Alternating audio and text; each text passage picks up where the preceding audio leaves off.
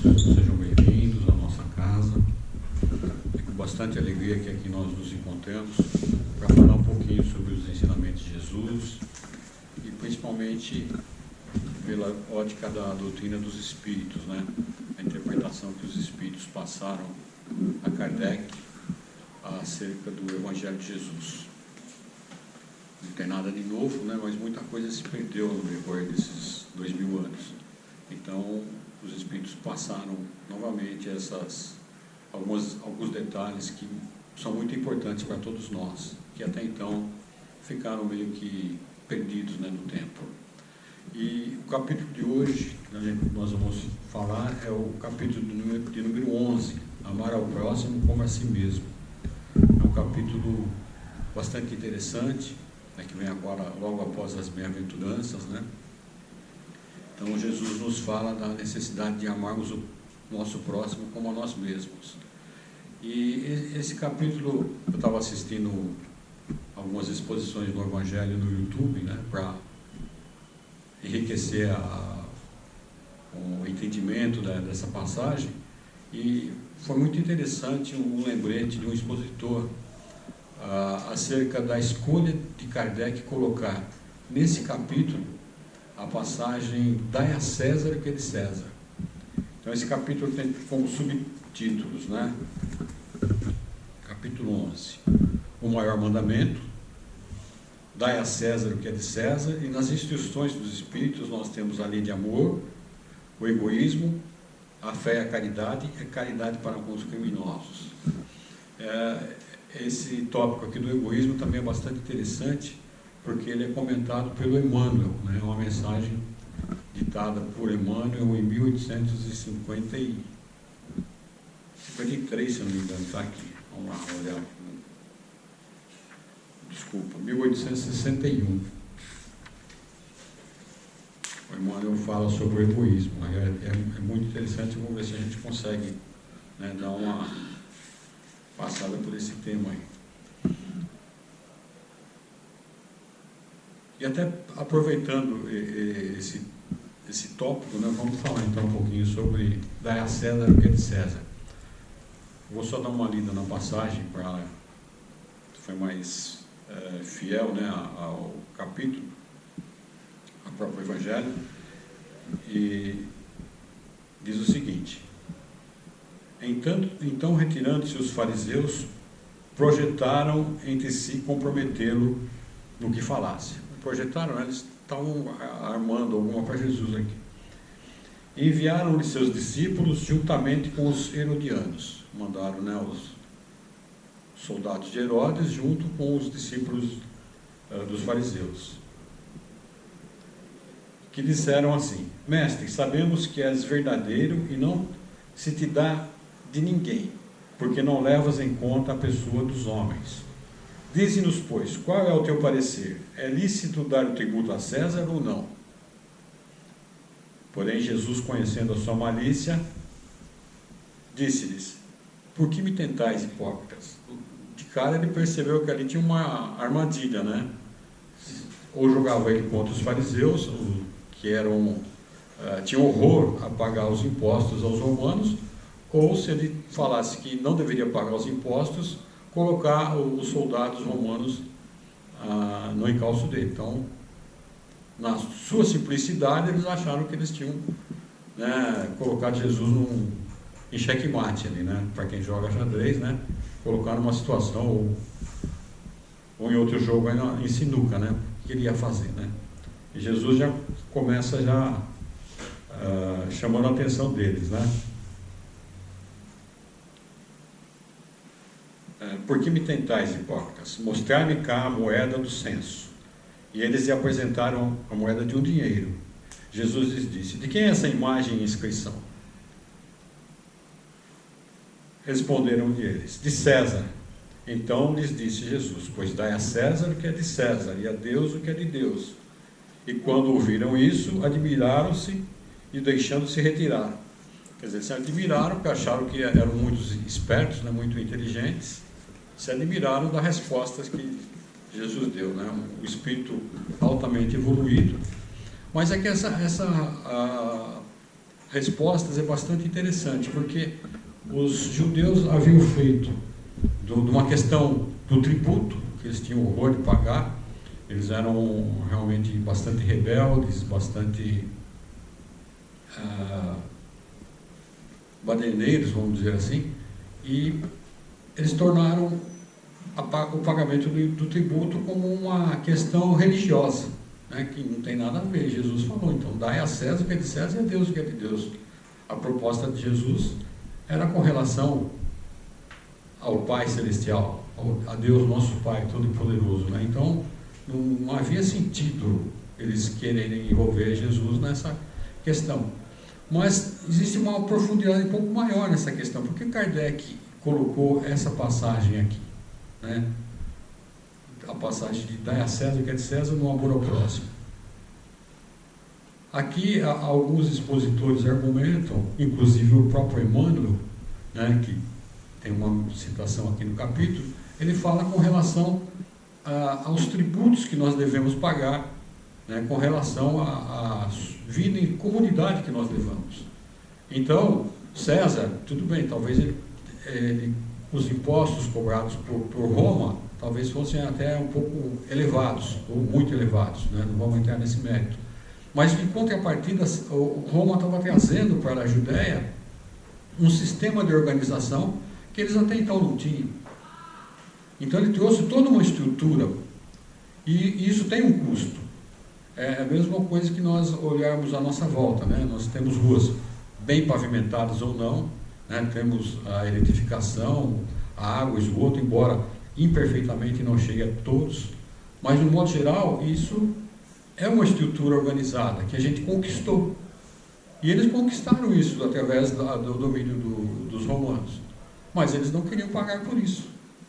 Então, existe toda essa questão também, da necessidade deles contribuírem materialmente, né, com a sociedade, com a organização, pois isso também faz parte do processo evolutivo do planeta e das pessoas.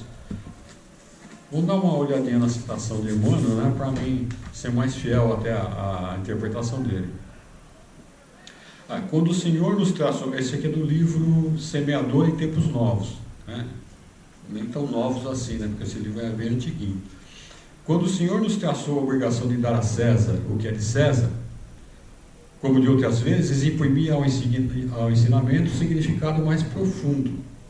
Habitualmente recordamos a diretriz, fixando a atenção no imposto amor-dado, anotando mentalmente o brilho pessoal daqueles que exercem o poder representativo da governança, que já está falando da política, né, local, para transviar-nos quase sempre no solo arenoso da crítica e da maldade. Entretanto, basta-nos-á singela reflexão, quer dizer, não precisa pensar muito, né? O Emmanuel diz, uma simples reflexão, uma singela reflexão para reconhecermos que César é a legenda que encerra vastos deveres do nosso espírito quando encarnado junto à Terra, que nos localiza o berço. César exprime a direção que nos garante a tranquilidade, a justiça que nos angaria respeito, a organização do trabalho que nos assegura a bênção do pão, a ordem que nos mantém o ninho doméstico e, sobretudo, a lei que nos guarda a todos nos variados climas do mundo, dentro da dignidade recíproca, na qual o cumprimento fiel de nosso dever nos confere o direito à verdadeira ascensão. Então, tudo isso a gente consegue aqui na matéria. Então, tudo isso tem um preço. Ele vai mais longe. Não chega dessa forma o simples pagamento do tributo vulgar ao cofre que nos define a riqueza pública, para que entendamos a recomendação do Senhor. Ele falou que não chega nisso só, mas sim também o nosso zelo e a nossa abnegação na salvaguarda dos bens que desfrutamos na experiência comum, seja auxiliando a segurança do próximo, defendendo a higiene de um rogadouro, cooperando na execução dos estatutos que nos governam ou amparando a educação do povo que nos constitui. Somente assim, auxiliando a terra, entrosá-la-emos do céu, como província redimida e generosa a refugir no reino do amor de Deus. Então, aqui ele está falando da necessidade de nós contribuirmos, de um modo geral, na sociedade, não só com os recursos, né, abordados, mas como também a nossa capacidade na educação, na organização, na higiene, na limpeza, porque se nós fizermos isso, essa é uma forma de amar o nosso próximo. Se nós temos condições de ensinar, de educar as pessoas que estão à nossa volta, nós vemos isso, né, na sociedade. Às vezes nasce num povoado longínquo uma pessoa com uma característica muito peculiar de poder realmente educar as pessoas. Até eu vou falhar aqui no aspecto que essa inspiração chegou agora, né, e que no Rio Grande do Sul, né, algumas décadas atrás, surgiu um médium lá que ele tinha uma faculdade assim, de falar diversas línguas, ele aprendeu tudo sozinho, ele lembrava de outras vidas, né? E ele foi muito produtivo para aquela comunidade, porque ele ensinou as pessoas a plantar de uma maneira mais organizada, metódica, né? E é uma pessoa que ficou desconhecida. Na cidade em si, as pessoas ainda se lembram dele, né? Acho que é como muitas pessoas têm até monumentos por si só, mas na sociedade, de um modo geral, essas pessoas, né, se tornam esquecidas. Mas são pessoas que fizeram o seu trabalho, onde quer que elas tenham sido chamadas a servir. E é isso que o Jesus está falando aqui, né? Dai a César o que é de César, mas nesse contexto de nós contribuirmos, né, com aquilo que estiver ao nosso alcance, não só pagando os impostos, mas fazendo também um pouquinho mais. Se esperamos, né, queremos que a Terra ascenda a um mundo de regeneração, como a gente ouviu falar, mas essa regeneração tem que começar em nós mesmos.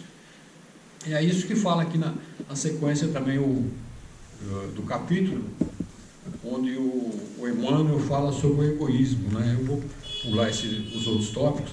Tem a lei do amor, que foi uma mensagem do espírito de Lázaro, que foi também ditada em 1862.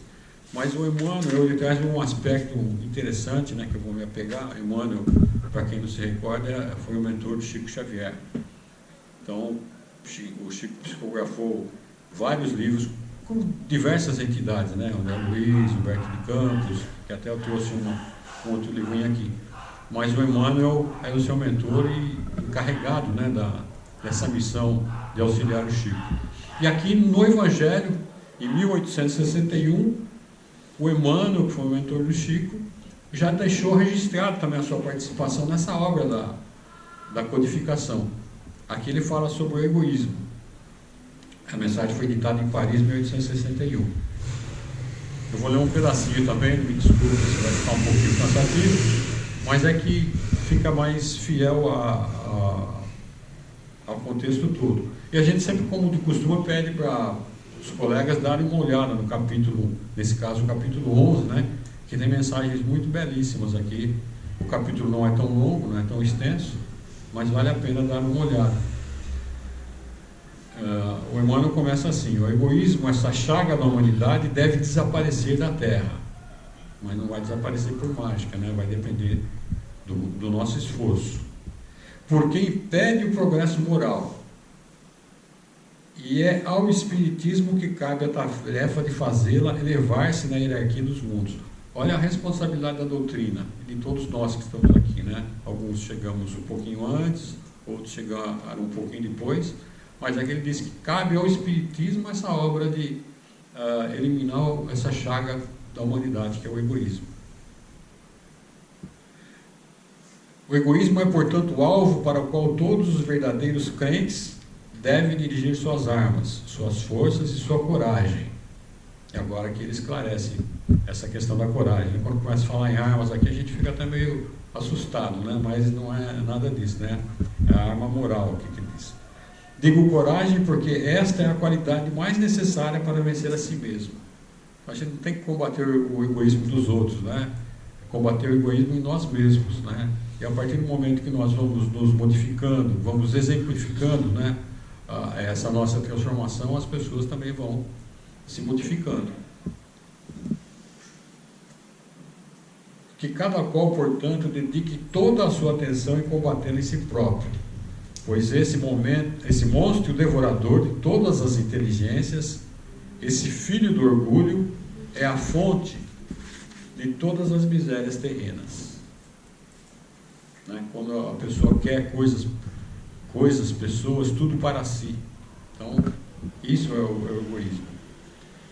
Ele é a negação da caridade e, por isso mesmo, o maior obstáculo à felicidade dos homens. Então, esse mentor querido que é o Emmanuel está nos mostrando essa necessidade de perdermos forças, né, e coragem para deixarmos de lado aquela questão do eu, né? Tudo é meu, tudo para mim, eu fiquei triste, eu fiquei magoado, eu quero, eu posso. Então, nesse contexto, nesse sentido, que o Emmanuel pede a nossa atenção. Jesus vos deu o exemplo da caridade e Pôncio Pilatos do egoísmo. Essa passagem aqui também é muito bonita, né? Porque as próprias palavras de Pôncio Pilatos acabam condenando ele mesmo. Porque enquanto o justo vai percorrer as santas estações do seu martírio, Pilatos lava as mãos dizendo: que me importa? Disse mesmo aos judeus: esse homem é justo, por que quereis crucificá-lo? Ele tinha consciência, né, ele interrogou Jesus, viu que não tinha nada de errado com relação a Jesus. Mas ele atende o pedido dos fariseus, né, e coloca ele para ser crucificado. Até deu uma escolha, né, entre eles escolherem entre Jesus e Barrabás. Barrabás era o exemplo que nós estamos falando aqui, né, da desordem, da revolta com relação à cobrança dos impostos, né? Era um criminoso que ele atacava os soldados, né, e era uma forma dele reagir com rebeldia com relação à cobrança dos impostos. Estava lá preso e foi colocado ao lado de Jesus para que se escolhessem qual dos dois deveria ser crucificado. Mesmo assim, escolheram Jesus, né, instigado pelos fariseus. A multidão acabou sentenciando Jesus à morte. Então é isso, né? Aqui a gente tem ainda uma passagem de Pascal, uma de um espírito protetor que fala sobre a fé e a caridade, e caridade para com os criminosos. E para concluir esse evangelho, eu queria ainda ler uma questãozinha que eu acho muito bonita desse livro aqui, Boa Nova, psicografado por Humberto de Campos, onde fala do amigo. Então eu achei, como a gente está falando aqui de amor ao próximo, né, começar pelo amor dos nossos amigos. E o irmão X, ele faz eu vou até explicar um pouquinho melhor. Esse livro como que relatos que existem no plano espiritual acerca dos diálogos de Jesus com seus apóstolos nas mais diferentes situações, né? Então, aquelas dúvidas que os apóstolos tinham com relação aos ensinamentos de Jesus, às vezes um esclarecimento com relação a uma parábola que não ficou claro quando ele fazia a parábola de um modo geral para o povo, os apóstolos em reservado pediam alguns esclarecimentos. E aqui é uma questão muito bonita que fala da amizade, né? O capítulo é amor e renúncia. É até uma questão até meio bastante interessante. Aqui seria Jesus falando para Simão Pedro. Os afetos da alma, Simão, são laços misteriosos que nos conduzem a Deus. Saibamos santificar a nossa afeição, proporcionando aos nossos amigos o máximo de alegria. Seja o nosso coração uma sala iluminada, onde eles se sintam tranquilos e ditosos. Tenhamos sempre júbilos novos que os reconfortem. Nunca contaminemos a fonte de sua simpatia com a sombra dos pesares. As mais belas horas da vida são as que empregamos em amá-los, enriquecendo-lhes as satisfações íntimas. Não vou ler na sequência, vou pular alguns parágrafos, né? Mas algumas frases que eu achei aqui muito bonitas, né? Com relação aos amigos. E como deveremos proceder quando os amigos não entendam ou quando não nos retribuam com ingratidão? Né? De repente o amigo pisa na bola, ou às vezes a gente que pisou e acha que foi ele, né? Então, ele diz assim: Jesus pôs nele olhar lúcido e respondeu: Pedro, o amor verdadeiro e sincero nunca espera recompensas.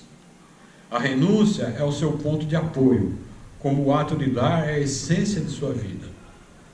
A capacidade de sentir grandes afeições já em si mesma é um tesouro. A capacidade de sentir grandes afeições já é em si mesma um grande tesouro. A compreensão de um amigo deve ser para nós a maior recompensa. Todavia, quando a luz do entendimento tardar no espírito daqueles a quem amamos, deveremos lembrar-nos que temos a sagrada compreensão de Deus. Se o amigo não nos compreendeu, Deus nos compreende. Então, devemos aguardar, né, qualquer tipo de retribuição. Que Deus nos conhece os propósitos mais puros. Ainda que todos os nossos amigos do mundo se convertam um dia em nossos adversários, olha que grave isso, né? Ainda que todos os nossos amigos do mundo se convertam um dia em nossos adversários, ou mesmo em nossos algozes, que é o mais grave ainda, jamais nos poderiam privar da alegria infinita de lhes haver dado alguma coisa. O que a gente fez, ninguém tira isso da gente. Aqui falou de amigo, mas isso às vezes acontece em família, né? Às vezes acontece com pessoas que eventualmente a gente pode até socorrer numa dada oportunidade na via pública. Isso ninguém tira da gente. Isso é caridade, isso é amor para com o próximo, mas principalmente se for com um amigo, é muito mais gratificante. E aqui, esse capítulo, até recomendo quem puder dar uma lidinha no Boa Nova, é um livro muito gostoso de ler, porque são diálogos de Jesus com os apóstolos, né, que foram colhidos no plano espiritual. Né? Então, não seriam ficções, seriam realmente achados, né, que correm a boca pequena, vamos dizer assim, no plano espiritual, com relação, né, a esses diálogos de Jesus. Então, acho que isso é muito importante para o nosso aprendizado. Né? Jesus foi o maior amor que passou pelo planeta. E se a gente quer aprender alguma coisa sobre amor, precisamos aprender um pouco sobre Jesus. Né? Como que ele agia, como que ele amava, né? Sendo às vezes até, talvez um pouco severo, né? Para que a lição fosse devidamente gravada. Mas é isso, queridos irmãos. É um capítulo muito bonito, amar o próximo. Né? Cabe-nos estudar, né, esse capítulo, assim como os demais, mas principalmente, como diz Emmanuel aqui, né, combater o orgulho e o egoísmo que ainda existe dentro de nós mesmos. É necessário uma reflexão, é necessário estarmos atentos, né, existe uma mensagem de Emmanuel que fala a cortina do eu, né, que é exatamente isso, né, a gente começa a ver tudo pela nossa ótica, né, tudo para mim, tudo sou eu, tudo me atinge, e quando deveríamos mudar esse tipo de atitude, esse comportamento, só nos vai trazer benefícios, né? Muito obrigado. Vamos passar agora a mensagem para o nosso querido irmão da Pátria Espiritual. Seja bem-vindo.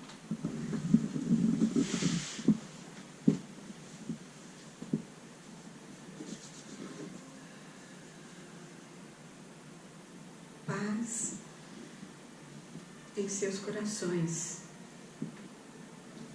Jesus nos ensinou o primeiro mandamento, amar a Deus. O segundo, amar ao próximo como a si mesmo. Eu gostaria de falar sobre amar a si mesmo.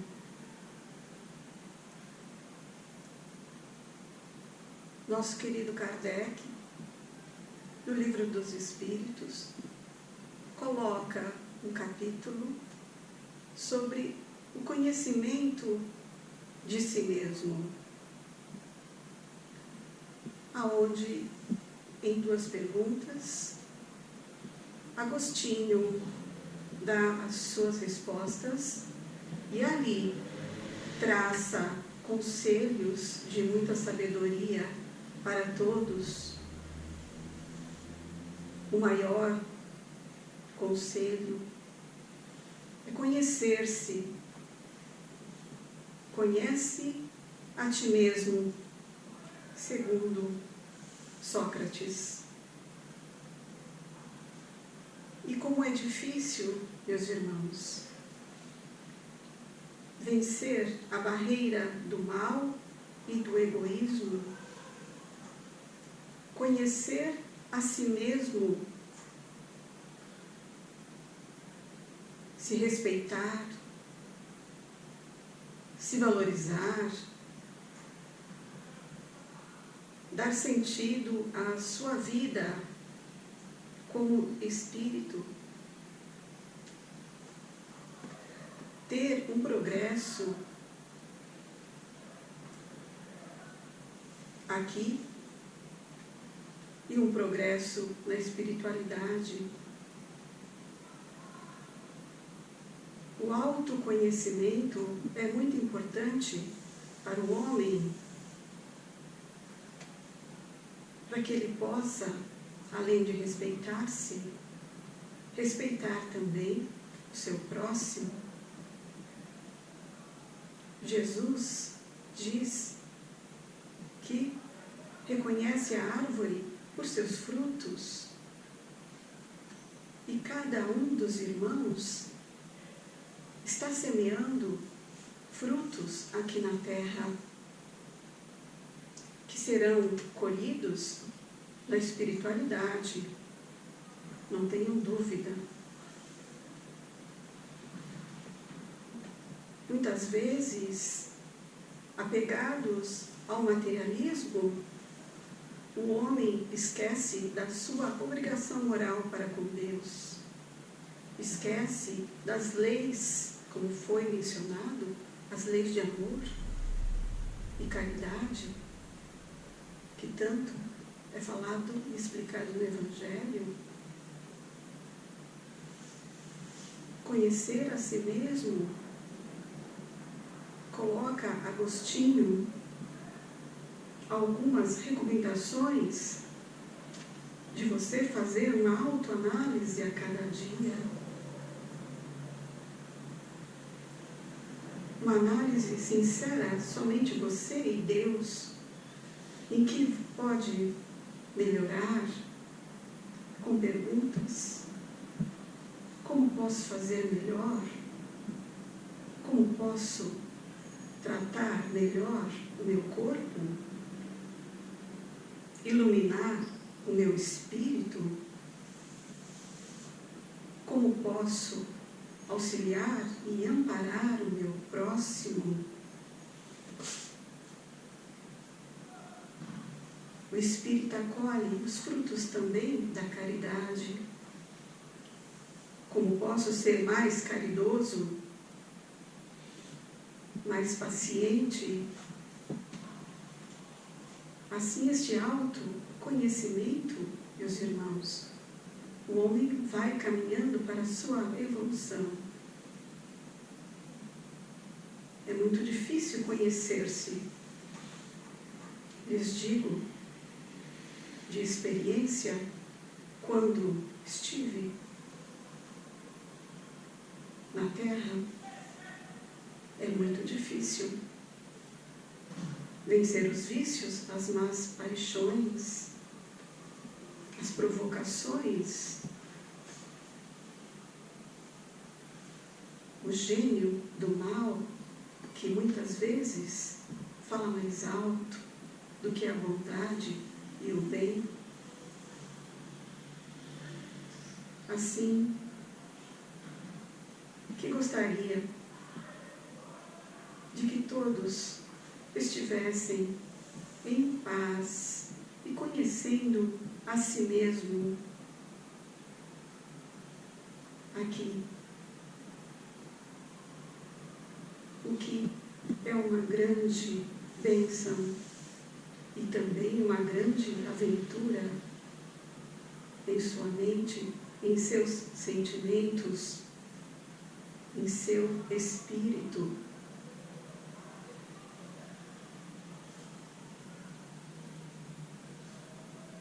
Agradeço os mentores da casa pelo convite e desejo a todos que fiquem bem e possam conhecer-se a cada dia.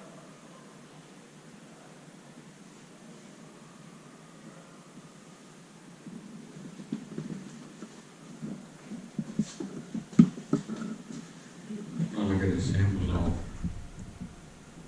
companheiro da espiritualidade que veio trazer as suas reflexões. Desejamos que a paz do Cristo se faça contigo onde quer que se encontre e que possamos tê-lo novamente aqui para nos auxiliar, trazendo seus comentários, trazendo a sua luz. E assim vamos cerrando os nossos olhos, elevando o pensamento a Deus, a Jesus, irradiando amor e paz de nossos corações, para compartilhar com todos aqueles nossos irmãos do planeta que nesse momento passam por dores, por privações, fome, a doença, as violências e intempéries de todo tipo, onde quer que se encontrem. E não lhes falte a mão amiga e o socorro fraterno. Que a misericórdia do Cristo possa se fazer presente através dos seus colaboradores aqui na Terra. Lembramos pela paz mundial, pela união de todas as filosofias e religiões em torno do Cristo e pela expansão do seu Evangelho de amor. Lembramos pelo nosso Brasil, que Ismael, nosso anjo tutelar, que Jesus, nosso mestre maior, envolva-nos a todos esses momentos tão importantes da nossa trajetória material e espiritual, que possamos também doar o nosso amor, a nossa paz, com muita serenidade para todo o nosso povo, para todas as pessoas. Lembramos por todas as instituições hospitalares e assistenciais, abrangendo toda a comunidade sofredora, pelos espíritos em sofrimento também, cruz, no umbral, nas trevas, e muito particularmente pelos suicídios, que sejam envolvidos em muita luz, especialmente aqueles irmãos mais próximos por notícias que nos chegam, que sejam envolvidos em muita luz e encaminhados de conformidade com as possibilidades que ofereçam. Lembramos pelos desencarnados, pelos enfermos do corpo e do espírito, onde quer que se encontrem, pelos velhinhos, pelas crianças, pelos criminosos. Caridade para os criminosos fazia parte desse nosso capítulo da noite, que possam ser assistidos, amparados, para que possam se renovar e dar continuidade na sua caminhada evolutiva. Lembramos para o nosso querido mentor, Dr. Virgílio Menezes, para os nossos queridos Chico Xavier e por tantos colaboradores anônimos, pelos trabalhadores do AMA, por todos os assistidos e por todos aqueles que de alguma forma se vinculam a essa nossa casa. Que a luz, que a paz, o amor se façam presente em nossos corações. E agora vamos rogando aos nossos benfeitores que possam fazer o passe coletivo, encaminhando a cada um de nós que aqui nos encontramos, fluidos de paz, de amor, de serenidade, de equilíbrio, fortalecendo-nos para a nossa caminhada, que possamos ter um final de semana bastante equilibrado, com muita paz, muita serenidade, muita luz e muito amor em nossos corações. Que possamos orar para que o nosso país receba o melhor. E assim agradecidos, por essa vibração, pelo passe coletivo, da nossa cabeça até os pés, que sejamos envolvidos em muita luz e muita paz. É com a prece que Jesus nos ensinou, vamos humildemente pedir licença para encerrarmos esse nosso encontro desta noite. Pai nosso que estais nos céus, santificado seja o vosso nome, venha a nós o vosso reino, seja feita a vossa vontade, assim na terra como no céu. O pão nosso de cada dia nos dai hoje. Perdoai as nossas dívidas, assim como nós perdoamos aos nossos devedores. E não nos deixeis cairmos em tentações, mas livrai-nos do mal, que assim seja, com a graça de Deus. Muita paz.